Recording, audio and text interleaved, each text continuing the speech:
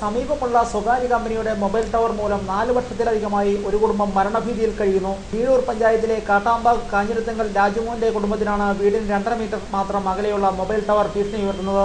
4 വർഷം മുമ്പാണ് രാജുവിന്റെ വീടിന് സമീപം പുള്ളുവേലി ഭാഗത്ത് ടവർ സ്ഥാപിക്കുന്നത്.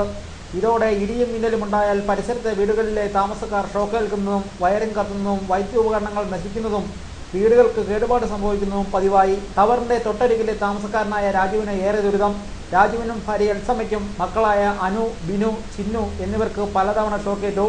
വീടിന്റെ പല ഭാഗങ്ങളിലും പലതവണ പൊട്ടിത്തകർന്നു. ഇടിമിന്നലിൽ തകരാത്ത ഒരു വൈദ്യുപകരണങ്ങൾ പോലും വീട്ടിലില്ല. വീടിന്റെ വയറിംഗ് പൂർണ്ണമായും 2 തവണ കത്തിക്കരിഞ്ഞു. ഇതോടെ രാജുവും പരിസരവാസികളും സംഘടിച്ച് പഞ്ചായത്ത് മുതൽ ജില്ലാ കളക്ടർക്ക് വരെയും പഞ്ചായത്ത് അംഗം മുതൽ മുഖ്യമന്ത്രി വരെയും പരാതി നൽകിയെങ്കിലും ഒരു നടപടിയും ഉണ്ടായില്ല. 9ഓളം തവണയാണ് ജില്ലാ കളക്ടർക്ക് പരാതി നൽകിയത്. കഴിഞ്ഞ ദിവസം വൈകുന്നേരമുണ്ടായ ഇടിമിന്നലിൽ രാജുവിന്റെ വീട്ടിലെ വൈദ്യോപകരണങ്ങൾ പൂർണ്ണമായും കത്തി നശിച്ചു. പരിസരത്തെ മംഗലത്ത് കരോട്ട് ജോൺ, പാറപ്പുറത്ത് ജോസ് എന്നിവരുടെ വീട്ടുപകരണങ്ങളും നശിച്ചു. ഫർണിച്ചർ പണിക്കാരനായ രാജുവിന് സമീപമുള്ള മൊബൈൽ ടവർ മൂലം ലക്ഷക്കണക്കിന് രൂപയുടെ നാശനഷ്ടമാണ് ഇതേവരെ ഉണ്ടായിരിക്കുന്നത്.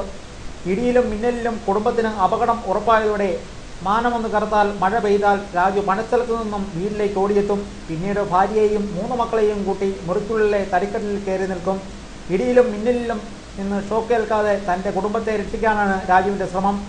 ജില്ലാ ഇലക്ട്രിക്കൽ ഇൻസ്പെക്ടറേറ്റ് അധികൃതരുടെ നിർദ്ദേശപ്രകാരമാണ് തൻ്റെ കുടുംബത്തെ അപകടത്തിൽ നിന്ന് രക്ഷിക്കാനുള്ള രാജുവിൻ്റെ ശ്രമം. മുമ്പ് നാട്ടുകാർ സംഘടിച്ച് ടവർ മാറ്റി സ്ഥാപിക്കണമെന്ന് ആവശ്യപ്പെട്ട് പഞ്ചായത്ത് പടിക്കൽ സമരം നടത്തിയിരുന്നു. തുടർന്ന് ജില്ലാ ഇലക്ട്രിക്കൽ ഇൻസ്പെക്ടറേറ്റ് അധികൃതരുടെ നിർദ്ദേശപ്രകാരം ടവറിൽ ചില സുരക്ഷാ നടപടികൾ നടത്തിയെങ്കിലും അപകടങ്ങൾ കുറഞ്ഞില്ല. കഴിഞ്ഞ ദിവസം തുലാമഴയിൽ ഇടിമിന്നലിൽ വീട്ടുപകരണങ്ങൾ തകരുകയും കുട്ടികൾക്ക് ഷോക്കേൽക്കുകയും ചെയ്തതോടെ താനും ഭാര്യയും 3 കുട്ടികളുമടങ്ങുന്ന കുടുംബം ടവർ മൂലം മരണഭീതിയിലാണെന്നും മരണഭയം കൂടാതെ ജീവിക്കാനുള്ള അവസരം ഉണ്ടാക്കി തരണമെന്നും ആവശ്യപ്പെട്ട് രാജു പോലീസിൽ പരാതി നൽകിയിരിക്കുകയാണ്.